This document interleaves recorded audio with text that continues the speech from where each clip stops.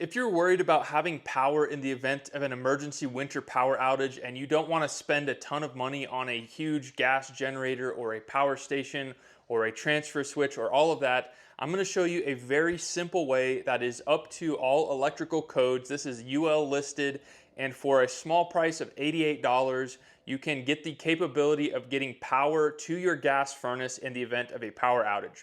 Now, in some past videos, I've shown how you can do this with a simple outlet and a pigtail, but a lot of people in the comments have said they're not comfortable with this because it's not up to code technically. This is for an emergency situation, but if you're looking for something that's a bit more permanent, the easy generator switch is the answer. So this is what you're gonna see when you go down to your gas furnace. You're probably gonna just see a light switch.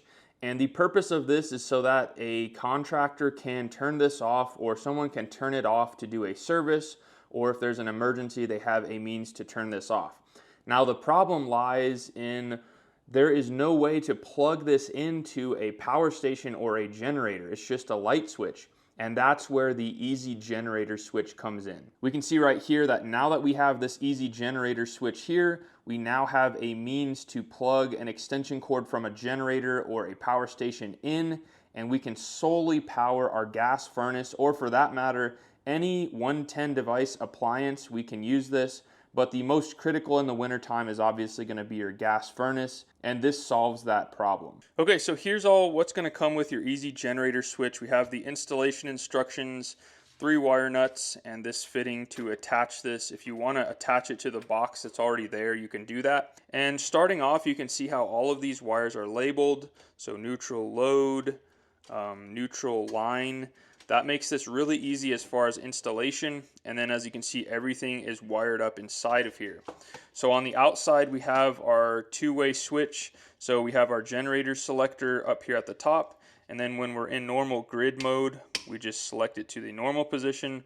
And then you have your off right there in the middle. Then we have this male power inlet prongs here. That's where our extension cord will plug in. This will never be live, no matter if we're in generator or normal. This is not to give power, this is only to receive power. So don't be concerned about that. And then we have a 15 amp fuse breaker here, to where if you overload the system, this will pop out and you can simply reset it. So super easy and very functional. Now, with that being said, I want to mention a few different types of wiring here. So your power station or generator can be a floating neutral or a bonded neutral. And the way you can test that is right here. Now, for the purpose of this video, we're going to be testing this with our Jackery 3600 home power. And this, and pretty much any portable power station, is going to be a floating neutral. Now, if you have a generator and you're not sure if you have a floating neutral or a bonded neutral, here's what you're going to want to do is use a continuity tester or a multimeter in the setting to where it just beeps when you touch these two together. So if we touch these two together, nothing happens right now, but we're going to go to this next mode, and this will show when there's continuity. So what it's saying on that paper is if you, on your generator, plug this in right here to the 9 o'clock prong, and then you put this on the case, the metal case of your generator, that will determine whether or not you have a bonded or a floating neutral. It says if there's no continuity, that means you have a floating neutral. Obviously, we can't even do that on this power station, so that confirms we have a floating neutral. But if you do get continuity, if it beeps between the 9 o'clock stab on the outlet to the generator frame, that means you have a bonded neutral. Then you're going to want to go with whatever installation instructions are for what you have. So if you have bonded, you're going to want to wire it that way. For us, we're going to be wiring this as a floating neutral. So let's go ahead and get into this installation. So the very first thing we need to do is turn power off at the breaker. And after we do that, we'll confirm that there's no power behind here. So I already have my breaker turned off. I'm just going to remove this cover here. And now that we have that removed, we're going to take our voltage tester. This is a non-contact voltage tester. We're just going to go through and make sure we have no voltage. Now, just to verify that this does indeed work, we're simply going to hold it up to here, and you can see it does work. Okay, so we're going to remove this outlet, pull this aside, and this is what we're gonna see inside of here. So we have our two black wires. One is coming from the grid, the other is going to our furnace. So we're just gonna remove both of these wires. And then inside of here, we just have these, you might have them wire nutted. In this instance, we're using these Wagos. These are an awesome tool, a replacement for wire nuts. They're more secure and they're easily reusable. You don't have to worry about the inside getting messed up, and you can make sure that they make good contact. So we're just gonna remove our neutral and then our ground.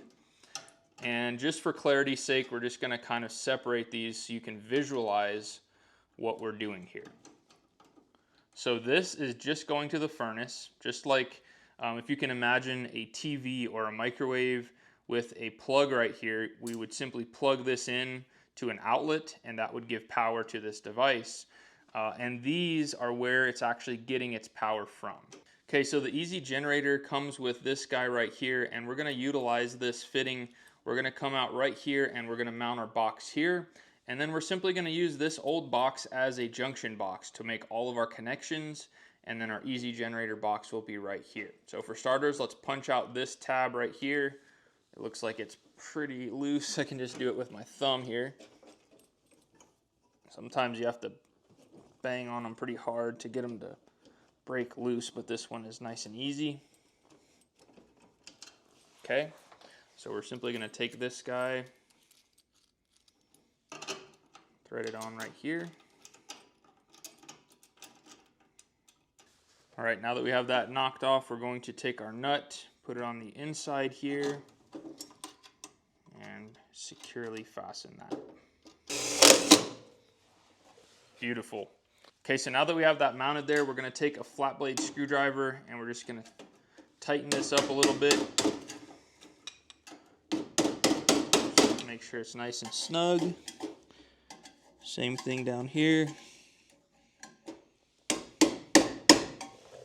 And there we go.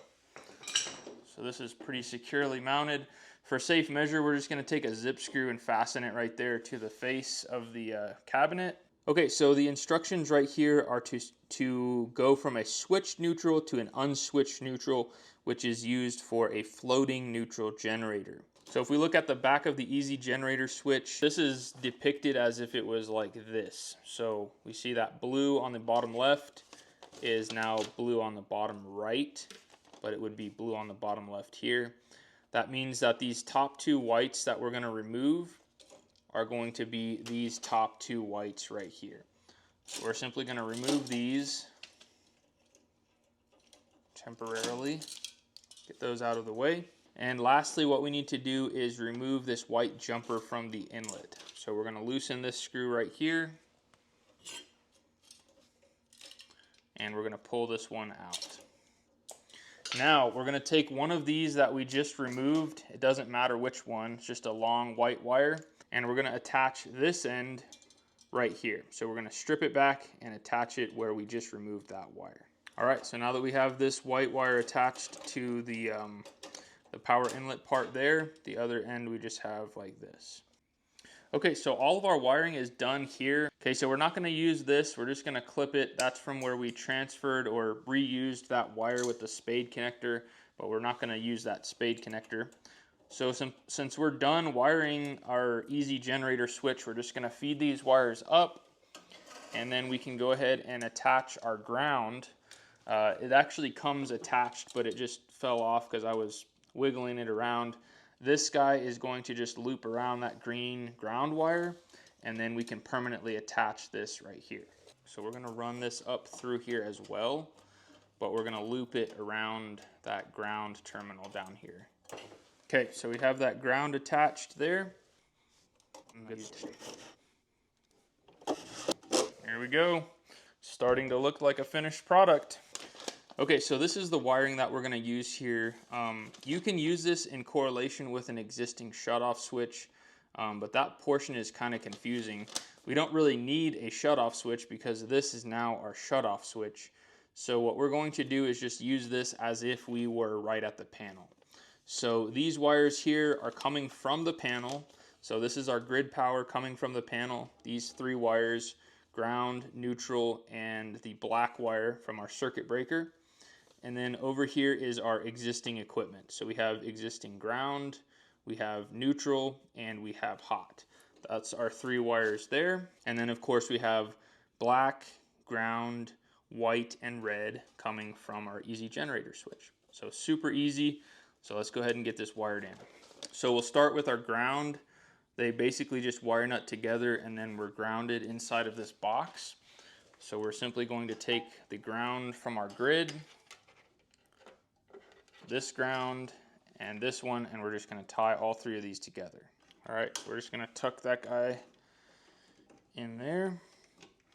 So same thing here on the neutral. The equipment neutral shows that it's going to the neutral bus, and this single neutral is going to the neutral bus as well. So we're just going to wire nut all 3 of these together. Just tuck them back in there just like our ground. So our black from our circuit breaker, that's going to be this guy right here from the grid power.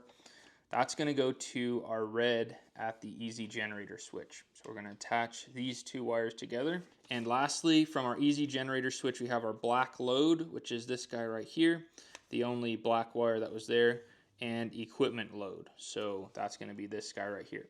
So we'll attach those, put our cover on, and we'll be fully ready to fire this up. All right, there you have it, folks. That is our finished product. We are ready to power this on. So first of all, I'm just going to put this in the normal position, and we're going to get our power restored and make sure that this gas furnace works in the normal position, and then we're going to test it out with our Jackery power station. All right, so our Google Nest has rebooted. We're in heating mode, signified by the orange. Let's bump this up, and looky there. Our inducer came on. We've got our garage open, so no worries there. We know that's not up to code. This is just a demo furnace. So our inducer is on. This is in the normal setting on our easy generator switch. Let's just pop the cover off of our Blue Ridge furnace here. Huge shout out to our sponsor for today, Alpine Home Air, who produces this Blue Ridge equipment. I love how these install. They have next level customer service and really good equipment. So make sure and check them out at alpinehomeair.com. So our inducer motor is on, our hot surface igniter is also on, and we should have ignition in just a second. And there we go, we've got ignition. Everything is looking beautiful. Nice blue flames in there. And then in about 30 seconds, our blower motor will come on. But for this video, we're going to go ahead and shut it down right here. And next, we're going to test it out on our Jackery power station. All right, so we've got our Jackery 3600 home power right here. We're just going to plug it in, turn our power on. We should have about 100% here. And then we're going to take the other end of our extension cord. This is still running to kind of cool off the heat exchanger a little bit. We're going to cut it off prematurely, no problem. It's been running for about 30 seconds. And then we're just going to take the female end, plug it in to our easy generator switch. Just like that. And now we're going to click our AC button, and that's just going to start sending power through this cord to this point. And next we'll bump this over to generator, and then we'll see if we have power at our Google Nest. Okay, the Google Nest is powered up. We're going to bump this back up, and look at that. Inducer came on. This is all running off of our power station at this point. We're pulling 60 watts of energy, and everything is totally isolated from the grid at this point. This completely takes any power away from the grid or any potential to backfeed. This is solely being run off of our generator, all for $88. 128 watts for our hot surface igniter here. And there we have ignition. We'll give it a few minutes and see what it pulls with our fan running. All right, fan just came on. We're about 240 watts. It says that this will run for about 13 hours. That's pretty stinking impressive. That's not even including this cycling on and off as it keeps the home warm. That is amazing. Now, if you simply don't have the funds for a generator or a power station, I want to address that in this video as well. So this is $88. We showed you how easy that was to install. Now, if you don't have a generator, I want to show you what you can do to basically convert any vehicle to a generator. Check this out. So this is our Toyota Tacoma, regular battery. And this right here is called an inverter. This was $150. So if you add that with the $88 for your easy generator switch, you're well under $500 for these two items. And this basically will convert your gas engine into a generator. You can then plug that same extension cord in right here, and you can power your gas furnace off of your vehicle. How cool is that? Well guys, it is that easy to install the easy generator switch. It took a total of maybe 30 minutes and 88 bucks, and you can get power to your gas furnace. Now, if you want to see us running our gas furnace with our car via that inverter that we just showed you, when that video comes available, I'll make sure and leave it linked right there. Until next time, you guys be safe. Later.